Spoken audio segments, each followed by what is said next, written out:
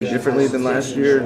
Well, it's all, this is a fluid situation. As far as recruiting goes, you always have to, evaluate what you're doing and see where you can tweak things and make some changes. And there's a lot of good things that have been done here in the past in recruiting, obviously, and we're just trying to do the best we can every day and figure out the best way to not, again, we're not selling our program, but to showcase who we are, what we're about as an institution. And but that's recruiting and just keep trying to get better. How important is it to have communications, not just between the coach and the players, but players on the team with these recruits? We want guys to be able to mix in the locker room. We want to bring in players that are going to mix with the players that we already have in the locker room. We've got outstanding players. I've always said this since the day I got here.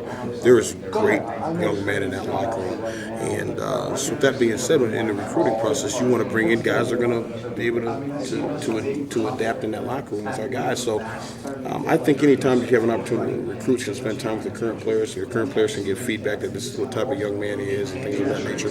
And that's a good thing. That's a good situation to be in. And when it comes to social media, how do you, teach your players how to talk to recruits through those means? We don't. Our guys, we can't tell them to reach out and contact guys on social media. We can't do that, so we don't. Okay. What has Theo had to relearn coming back to the backfield? Something. It's kind of like riding a bike. Where he knows how to run the ball. This thing isn't rocket science. We'll get it and go run. But he knows how to run the football. That's kind of where he cut his teeth playing football way back when he started. And so in his sense of terms, it may be like coming back home. Like for me, it's like coming back home again.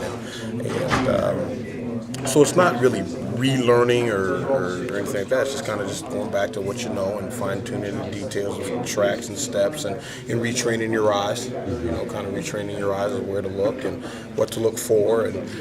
But that's coaching, but he's doing okay. I wonder